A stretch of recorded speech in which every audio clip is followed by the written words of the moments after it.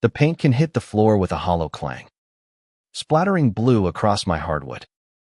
I froze, staring at the mess, then at the man who dropped it, Jake, the painter I'd hired for the weekend. His jaw tight, eyes blazing with something I couldn't name. By Sunday, I'd know that look wasn't anger, it was fear, and it would unravel us both. I'm Ethan, 28, a graphic designer living in a quiet Seattle suburb.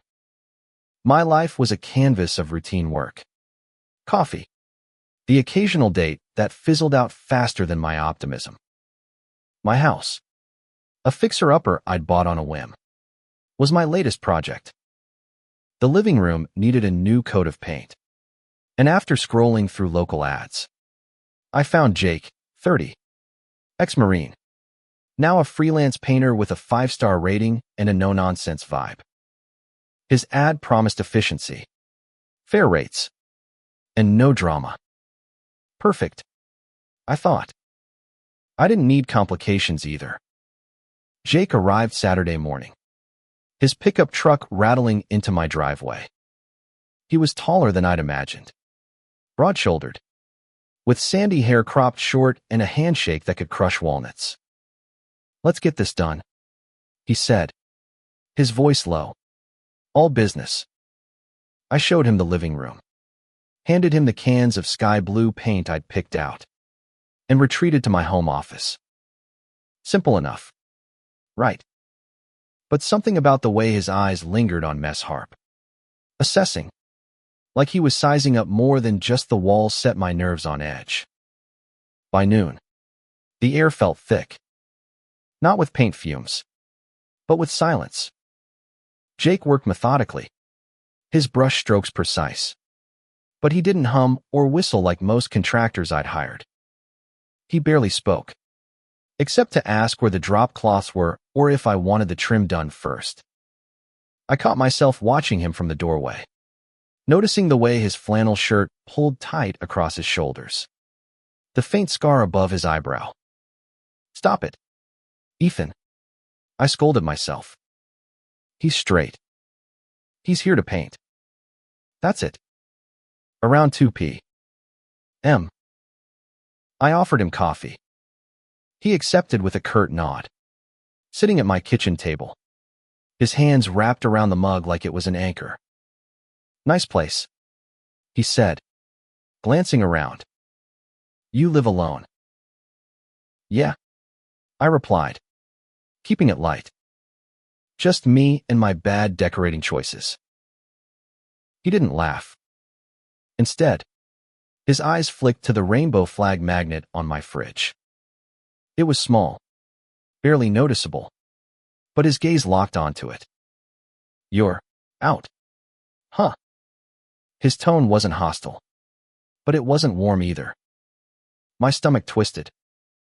"Yup," I said, forcing a smile. "That a problem?" He shook his head. Too quickly. "Nah. Just noticed." He sipped his coffee, staring at the table. I should have let it go, but something in his posture, rigid, like he was holding his breath, made me push. "You sure? You seem tense." He set the mug down hard. "I'm here to work, Ethan. Let's keep it professional." His words were a wall, and I backed off, stung. Professional. Fine. I'd hired him to paint, not to bond. But as I walked away, I felt his eyes on me, and it wasn't the kind of look you give someone you're indifferent about. By evening, half the living room was done, the blue walls glowing under the fading daylight. Jake was good, better than good. The lines were crisp, the coverage flawless.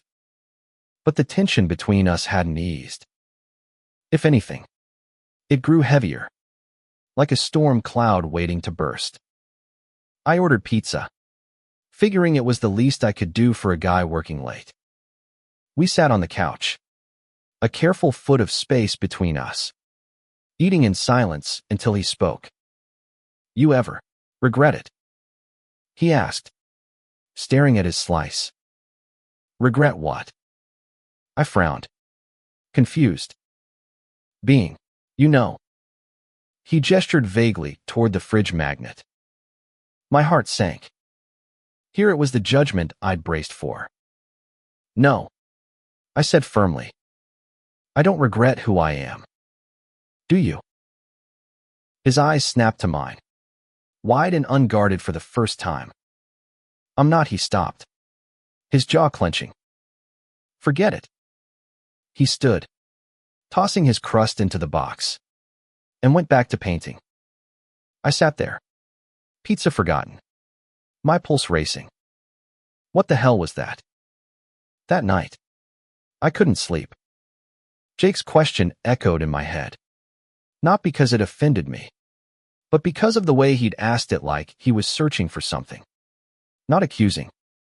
I lay in bed, staring at the ceiling, wondering what I'd gotten myself into. He was just a painter, just a guy I'd hired for the weekend. So why did it feel like we were already tangled in something bigger? By morning, I was determined to keep things light. No more personal questions. No more weird vibes. I'd let him paint, pay him, and move on.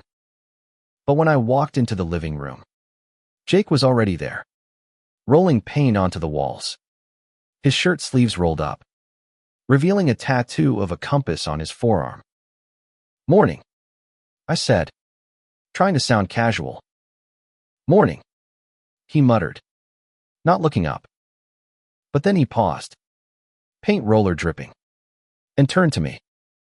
Look, about last night, I didn't mean to get in your business. It's fine, I said, waving it off. Let's just focus on the walls. He nodded, but his eyes lingered again, softer this time, like he wanted to say more. And that's when I noticed the paint can on the floor, the one he'd dropped later that day. The one that would crack open everything we were both trying to ignore. The paint can incident happened just after lunch. Jake was reaching for a new can, his focus intense, when his hand slipped. The can hit the floor, blue paint exploding across the hardwood like a tidal wave. I rushed over, expecting him to curse or laugh it off. But he just stood there, staring at the mess, his face a mask of something real, anger. Shame. I couldn't tell. I'll clean it up, he said, voice tight, and knelt to scrub it before I could say a word. I grabbed a rag to help, our hands brushing as we worked side by side. He flinched at the contact, subtle but unmistakable. You okay? I asked, keeping my tone neutral. Fine, he snapped, scrubbing harder. But he wasn't fine. His hands shook slightly, and his breathing was uneven, like he was fighting something inside. I wanted to ask, to push, but his earlier, keep it professional, warning rang in my ears. So I stayed quiet, wiping paint until the floor was clean, the air between us thicker than ever. The rest of the afternoon, Jake threw himself into the work. He painted with a ferocity that felt personal, like he was trying to drown out whatever had shaken him. I retreated to the kitchen, pretending to work on a freelance project. But really, I was watching him. The way he moved, precise yet forceful. The way his jaw clenched when he thought I wasn't looking, it was like he was at war with himself. And I couldn't shake the feeling that I was part of it. By 4 p.m., the living room was nearly done, the walls a perfect shade of blue. I brought him a glass of water, hoping to break the tension. You're killing it, I said, gesturing to the walls. It looks amazing. He took the glass, his fingers brushing mine again this time. He didn't pull away. Thanks, he said, his voice softer, almost hesitant. He drank deeply, then set the glass down and looked at me. Really looked, like he was seeing me for the first time. You're Not what I expected. I raised an eyebrow, half smiling. What's that supposed to mean? He shifted, uncomfortable. I don't know. Just, you're easy to be around. Most people aren't. I laughed, trying to keep it light. High praise from the guy who wants to keep it professional. His lips twitched, almost a smile. But then his face darkened. Yeah. Well, I'm not great at that. He turned back to the wall, picking up his roller. But the moment lingered, heavy with unspoken words. Dinner was takeout again this time. Thai. We sat on the floor, the pizza box debacle still fresh in my mind. I was determined to avoid another awkward conversation. So I kept it safe. How'd you get into painting? He chewed slowly, like he was weighing whether to answer. Needed something after the Marines. Paintings. Steady.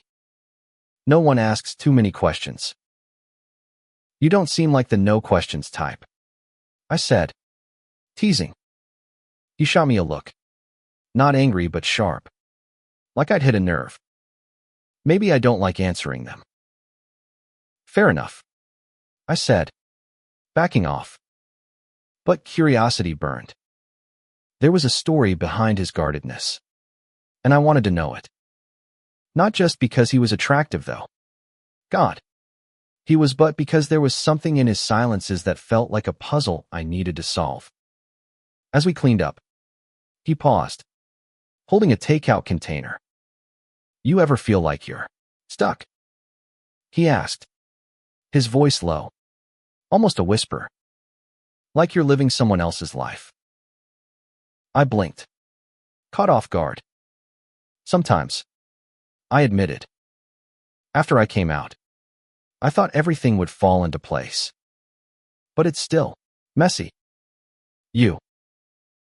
He didn't answer right away. Instead, he stared at the container, his thumb tracing its edge. Yeah, he said finally. All the time. The admission hung between us, fragile and heavy. I wanted to ask more, to dig into what made him feel that way. But he stood abruptly, muttering something about needing to finish the trim. I watched him go, my heart pounding. This wasn't just about paint anymore. That night, I heard him moving around downstairs.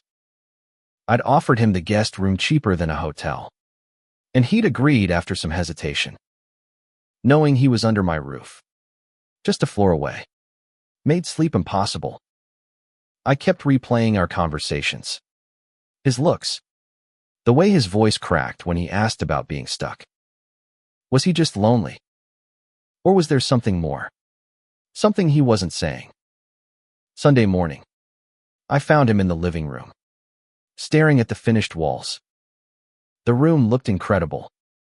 The blue vibrant yet soothing, like a clear sky after a storm. You're a magician, I said, trying to lighten the mood. He didn't smile. It's just paint, he said, but his tone was off, like he was dismissing more than just the compliment. He turned to me, his eyes searching mine. You're happy with it? Yeah, I said, confused by the intensity of his question. Why wouldn't I be? He shrugged, but his shoulders were tense. Just making sure. Some people, they want more than they say. I frowned. Jake, what's going on? You've been weird since yesterday. He opened his mouth, then closed it, shaking his head. Nothing. Forget it. But as he packed up his tools, I saw it again, that look from the day before. The one that wasn't anger but fear. And then he dropped the paint can, the sound echoing like a gunshot. This time, he didn't move to clean it. He just stood there, staring at the spill, his hands clenched into fists. Jake, I said softly, stepping closer. Talk to me. He looked at me, And for a moment, I thought he might. But then he grabbed his bag, muttering, "I'll finish tomorrow," and walked out, leaving the paint to pool on the floor and my heart to pound in the silence. I stood in the living room, staring at the spilled paint, its blue edges creeping across the hardwood like a bruise. Jake's abrupt exit left a hollow ache in my chest. Not just because of the mess, but because of the way he'd looked at me like he was drowning and I was the only one who could pull him out. I didn't know him. Not really. But I couldn't shake the need to understand what was breaking him. I cleaned the spill alone, the repetitive motion of scrubbing giving me time to think. Was I reading too much into this? Jake was straight, a former Marine, a guy who'd made it clear he wanted boundaries. But boundaries don't tremble when you brush someone's hand. They don't ask questions like, "Do you ever regret who you are?" with a voice that sounds like it's carrying a decade of weight. By the time the floor was clean, I'd decided, when he came back, I'd get answers, no matter how much he tried to dodge. He returned Monday morning, earlier than expected, his truck pulling up at dawn. I was barely awake, still in pajamas, when I opened the door to find him standing there, paint cans in hand, his face unreadable. "Let's finish this," he said, brushing past me. No apology, no explanation, just Jake, diving back into work like nothing had happened. The living room was nearly done, just the final touches on the trim left. I watched him from the couch, pretending to scroll through my phone. But really, I was studying him. His movements were stiff, deliberate, like he was trying to keep himself in check. Finally, I couldn't take it anymore. "Jake, what happened yesterday?" He didn't look up, his brush gliding along the baseboard. "Dropped a can. It happens." "Not that," I said, my voice sharper than I meant. "You walked out. You looked, I don't know, scared." His hand froze mid-stroke. For a second, I thought he'd ignore me. But then he set the brush down and turned, his eyes meeting mine. "I wasn't scared," he said, but his voice cracked, betraying him. "I just needed air." "Air," I repeated, skeptical. "You sure that's all it was?" He stood, wiping his hands on his jeans, his jaw tight. "What do you want me to say, Ethan?" "That I'm freaking out because I don't know how to deal with." He stopped, his breath hitching, and looked away. "Forget it." "No," I said, standing too, closing the distance between us. "Don't do that. Don't shut me out. What's going on?" He laughed, a bitter sound. "You don't get it, do you? I'm not supposed to be here, feeling whatever this is." He gestured between us, his hand shaking. "I'm straight. I've got rules. My life's got rules." My heart pounded, but I kept my voice steady. Rules don't mean anything if they're killing you inside. His eyes snapped to mine, wide and raw, like I'd ripped open a wound. For a moment, neither of us moved, the air charged with something electric and terrifying. Then he turned back to the wall, grabbing his brush. "I'm here to paint," he muttered, but the words sounded hollow, like he was trying to convince himself. The rest of the morning, we worked in silence, but it wasn't the same silence as before. It was alive, pulsing with everything unsaid. I helped him with the trim, our shoulders brushing as we worked side by side. Each touch felt like a dare, a question neither of us was ready to answer. By noon, the room was done, the blue walls perfect, the trim crisp. It should have felt like a victory, but it didn't. It felt like the end of something or the beginning.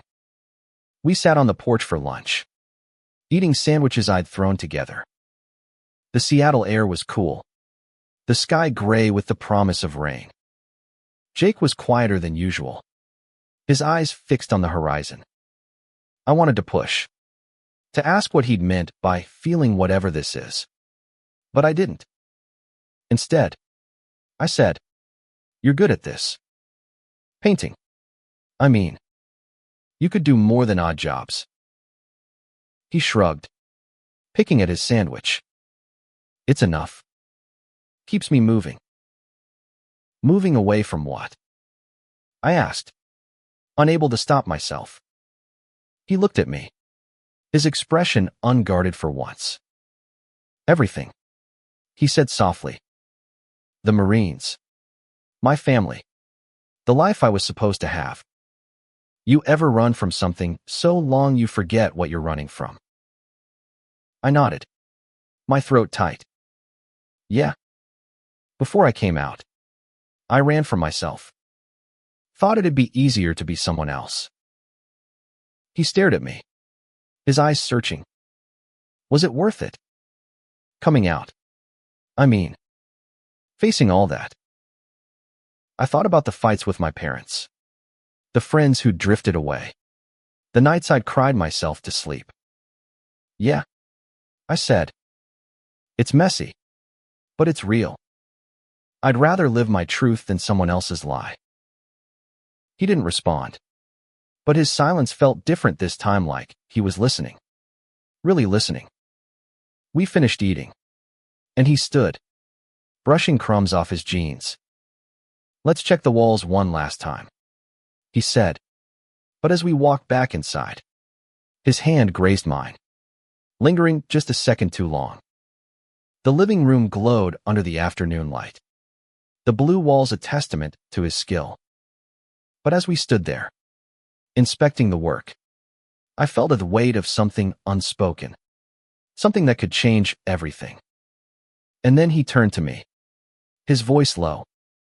"Ethan, I need to tell you something." Jake's words hung in the air, heavy with promise, but his eyes were a storm of doubt and resolve. I held my breath, waiting, the freshly painted walls around us glowing like a quiet witness to whatever was about to break. He opened his mouth, then closed it, running a hand through his hair, the compass tattoo on his forearm catching the light. "I don't know how to say this," he started, his voice rough, like he was pulling the words from deep inside. I'm not supposed to feel like this. Not about a guy." My heart stopped, then raced. But I stayed silent, letting him find his way. "You're different, Ethan. You're not just some client. And it's messing with my head." I swallowed, my mouth dry. "What are you saying, Jake?" He paced a small circle, his boots scuffing the drop cloth. "I don't know. Okay. I've spent my whole life following rules me dad's. The Marines. My own. Straight. Simple. No complications. But being here, with you," he stopped, looking at me like I was both the answer and the problem. "It's not simple anymore." The air felt too thick to breathe. I wanted to reach for him, to tell him it was okay to feel lost. But I didn't. Instead, I said, "You don't have to have it all figured out. Not right now." He laughed, a sharp, bitter sound. "That's the thing. I've been running from figuring it out for years. Grew up in a small town. Ethan. Church every Sunday. Football games. Be a man drilled into me. You don't. You don't question things like this where I'm from." His voice cracked, and he looked away, his hands clenched. "But I can't stop thinking about you. And it scares the hell out of me." My chest ached for him, for the weight he was carrying. "Jake," I said softly, stepping closer. "You're not alone in this. Whatever you're feeling, we can figure it out together. He shook his head, but he didn't move away. You make it sound easy. It's not, I admitted. I spent years hiding who I was, afraid of what it had cost me. But pretending was worse. It's like painting over a crack in the wall. It doesn't fix anything. It just hides it until it breaks again.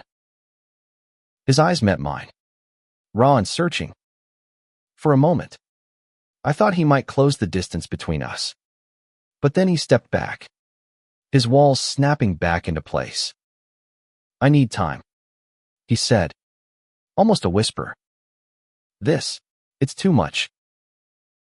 I nodded, though it hurt. Take all the time you need. I'm not going anywhere. He didn't reply, just grabbed his tools and started packing. His movements jerky, like he was fighting himself with every motion. I wanted to stop him, to tell him he didn't have to run. But I knew pushing would only make it worse. So I let him go, watching as he loaded his truck and drove off, the sound of the engine fading into the Seattle drizzle. The rest of the day, I wandered the house, the blue walls mocking me with their perfection. I kept replaying his words, his confession, the way his voice shook when he said my name.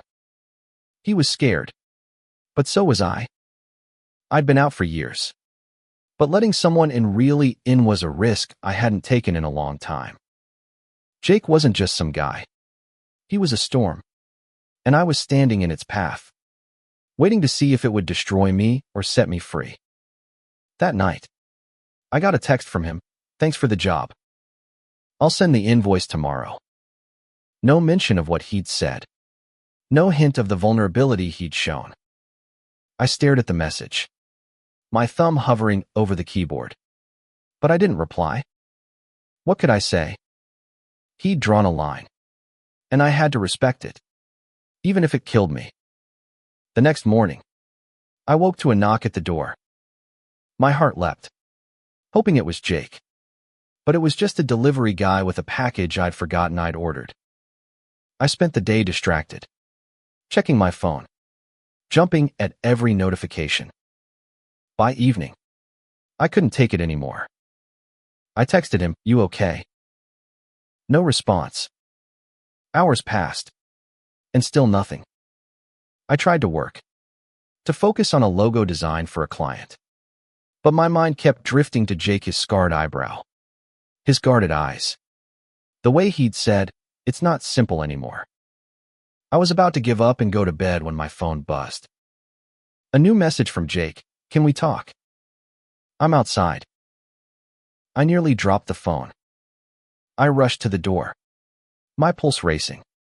And there he was, standing on my porch, rain-soaked and looking like he hadn't slept. "I'm sorry," he said before I could speak. "I didn't mean to run.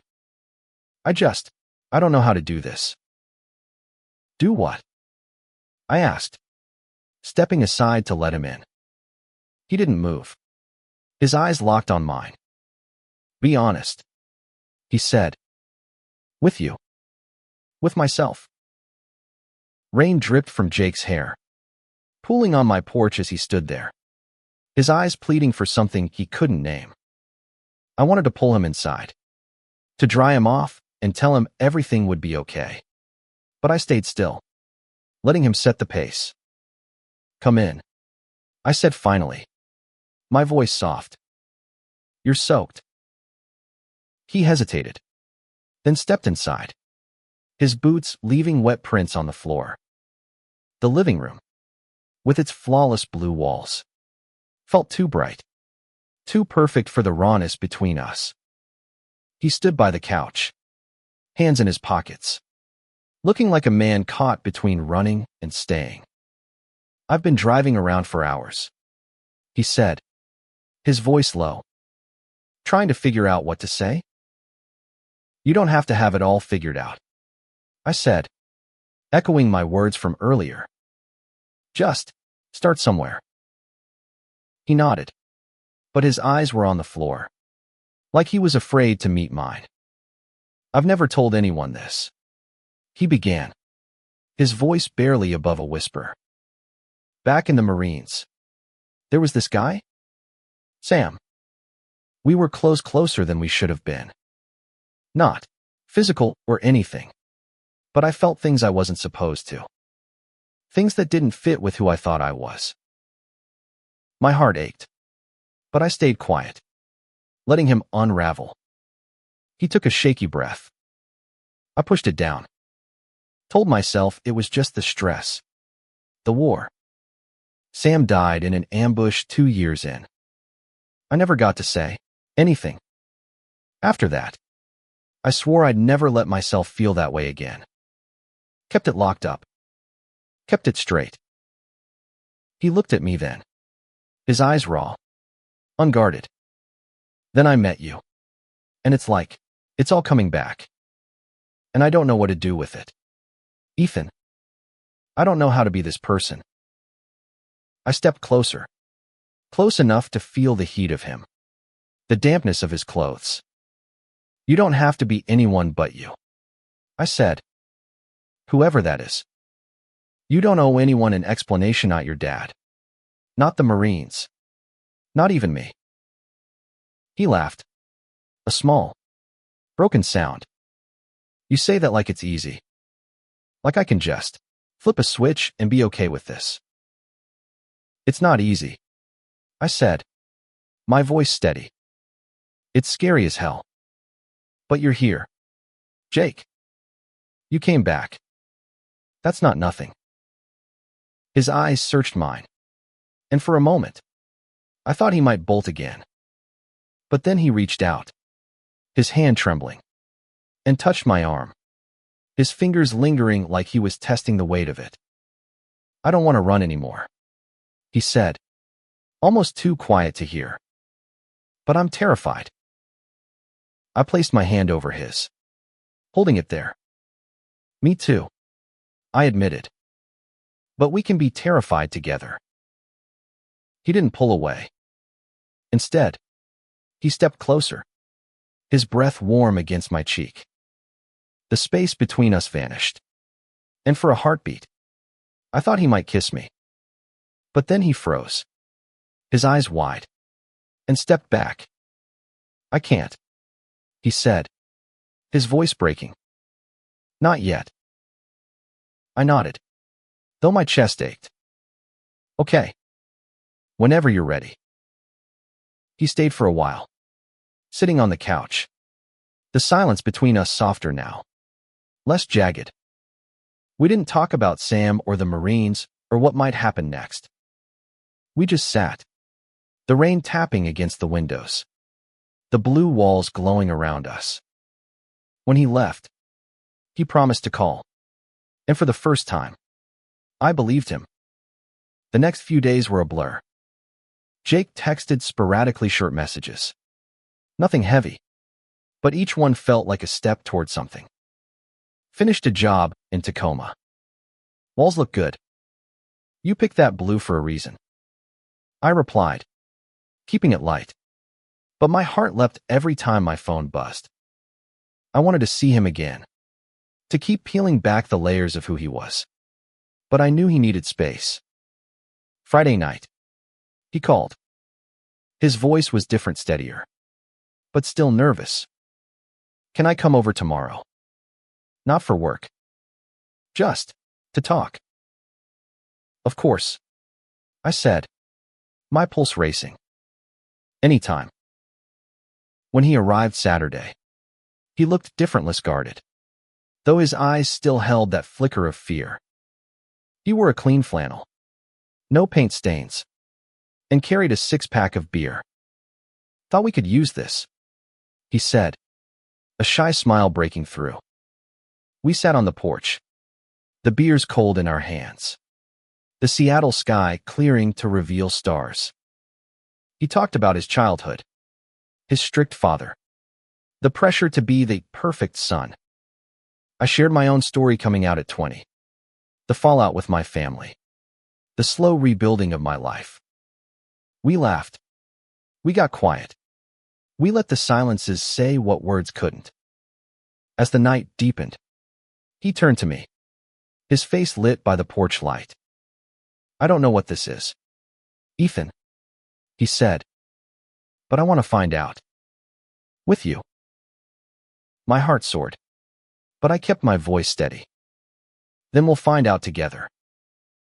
He smiled, a real smile this time, and reached for my hand. His grip was firm, warm, and for the first time, he didn't let go. Jake's hand in mine felt like a lifeline, grounding me in the cool Seattle night.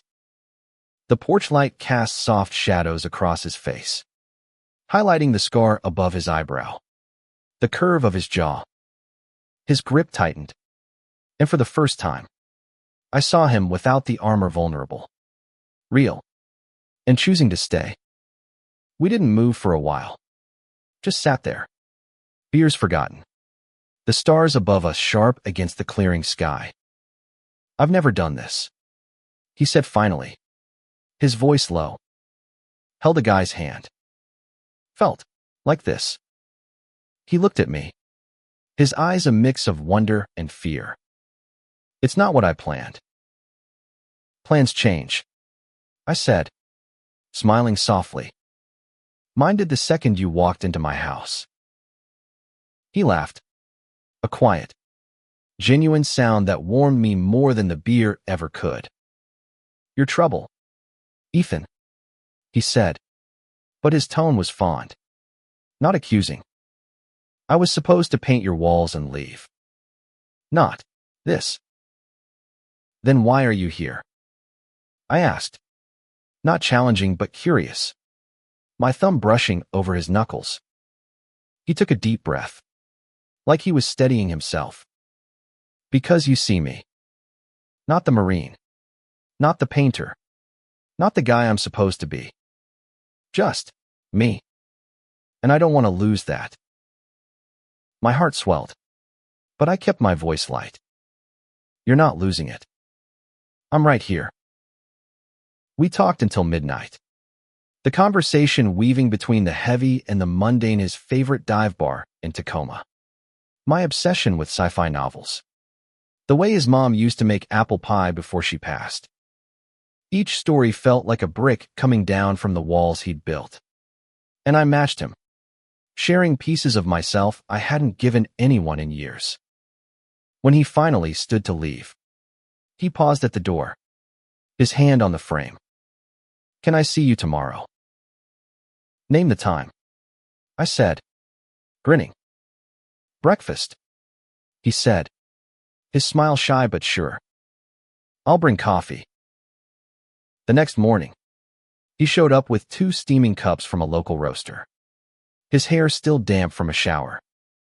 We ate pancakes at my kitchen table, the blue walls of the living room visible through the doorway, a quiet reminder of how this started.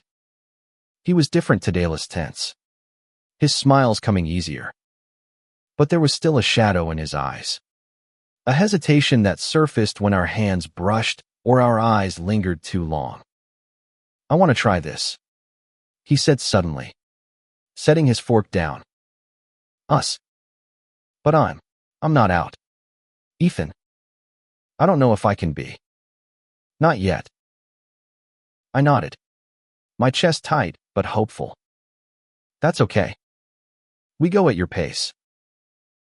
His relief was palpable, his shoulders relaxing. "You're too good for me," he muttered, but he reached for my hand across the table, his fingers intertwining with mine.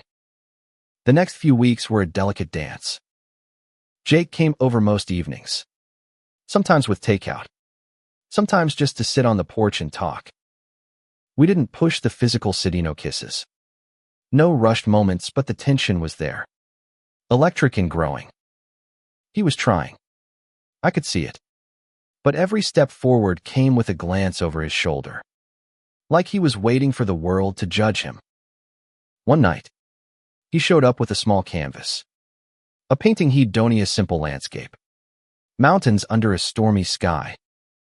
"Thought your living room could use it," he said, almost shy. I hung it above the couch, the blue walls framing it perfectly. And when I turned to thank him, he was closer than I expected, his breath warm on my face. "Ethan," he whispered, his voice trembling. "I want to kiss you, but I'm scared." I cupped his face, my thumbs brushing his jaw. "You don't have to be anything you're not ready for. I'll wait." His eyes searched mine, and then, slowly, he leaned in. The kiss was tentative, soft, like he was testing the waters. But when he pulled back, his smile was radiant, and I knew we'd crossed a line neither of us could uncross. From then on, things shifted. Jake was still cautious, still figuring himself out. But he was mine in the quiet moments, holding my hand in the dark, laughing at my terrible jokes, painting small canvases for my walls. We were building something, fragile but real, and I held on to it like a lifeline. But life doesn't let fragile things stay unbroken. A month later, Jake got a call from his dad, who'd heard rumors about the guy he was spending time with. Jake didn't tell me the details, but I saw the change in him, the way his shoulders tensed, the way his smiles faded. "He wants me to visit," he said one night, staring at the floor. "Says we need to talk." "About what?" I asked, though I already knew. "About me," he said, his voice hollow. "About this. Us." I reached for his hand, but he pulled away, his eyes distant. "I don't know if I can do this, Ethan. Not with him. Not with everyone watching." My heart sank, but I kept my voice steady. "You don't have to decide now. Just don't shut me out." He nodded, but as he left that night, I felt the storm coming, the one that could tear us apart before we'd even begun. Jake's visit to his dad loomed like a shadow over the next week. He was quieter, his texts shorter, his visits less frequent. I tried to give him space, but every unanswered message felt like a crack in the fragile thing we'd built. The blue walls of my living room, once a symbol of our beginning, now felt like a reminder of how easily it could end. He came over the night before he left for his dad's place, a small town 3 hours outside Seattle. He looked exhausted, his eyes shadowed, the compass tattoo on his forearm stark against his pale skin. We sat on the couch, the canvas he'd painted hanging above us, its stormy sky mirroring the tension in the room. "I don't know what he knows," Jake said, his voice low. "But he's heard enough to ask questions. And I don't know what to tell him." "Tell him the truth," I said, though the words felt heavy. "Or tell him nothing. It's your call, Jake." He shook his head, his jaw tight. "You don't get it. My dad, he's old school. Military, church, the whole deal. If I tell him about us, he stopped, his hands clenching. "He'll see me as a failure." My chest ached, but I reached for his hand, relieved when he didn't pull away. "You're not a failure. You're figuring out who you are. That's braver than anything he's ever done." Jake's eyes met mine, soft but pained. "I want to believe that. But I've spent my whole life trying to be the son he wanted. If I lose that," he trailed off, his voice breaking. "What's left?" "You," I said firmly. "You're enough, Jake. Just as you are." He didn't respond, but he squeezed my hand, his thumb tracing slow circles over my skin. We sat like that for a long time, the silence saying more than words could. When he kissed me goodnight, it was fierce, desperate, like he was trying to hold on to something before it slipped away. He left for his dad's the next morning. I didn't hear from him for 2 days. and each hour of silence gnawed at me. I kept busy with work, sketching logos, but my mind was on Jake, his guarded smiles, his tentative kisses, the way he'd looked at me like I was his anchor. On the third day, he texted, "Coming back tomorrow. Can I see you?" I replied instantly, "Always." But my relief was tinged with dread. Something in his message felt off. Too formal. Like he was holding back. When he showed up, he looked like a man who'd been through a war. His eyes were red-rimmed. His shoulders slumped. He sat on my porch, staring at the ground, and told me everything. His dad had heard rumors from a mutual friend, someone who'd seen us together at a coffee shop. The confrontation was brutal, his dad demanding answers, calling Jake's feelings wrong, accusing him of throwing away everything he'd been raised to be. Jake hadn't confirmed anything, but he hadn't denied it either. I just stood there, he said, his voice hollow. Couldn't say a word. He told me to get out. I wanted to hold him, to tell him he didn't need his dad's approval, but I could see he wasn't ready for that. Instead, I asked, "What do you want?" "Jake. Not your dad. Not anyone else. You." He looked at me, his eyes raw. "I want you. But I don't know if I'm strong enough for this. For what it'll cost." My heart broke, but I kept my voice steady. "You don't have to decide today. But whatever you choose, I'm here." He nodded, but the distance between us felt wider than ever. Over the next week, he pulled back. His visits stopped. His texts grew sporadic. I tried to reach out, but each unanswered message felt like a door closing. I told myself he needed time, that he'd come back when he was ready, but the silence was deafening. Then, one night, he called. His voice was shaky, urgent. "Can I come over? I need to see you." He arrived an hour later, his face pale, his hands trembling. "I told him," he said, the words tumbling out. "My dad. I told him about us. About me. He didn't take it well. Said I'm not his son anymore." I pulled him into a hug, his body rigid at first, then softening as he clung to me. "I'm so sorry," I whispered.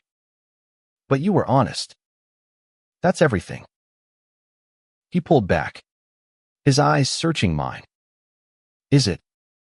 Because it feels like I've lost everything." "You haven't lost me," I said, cupping his face. "And you haven't lost yourself. You're just starting to find him."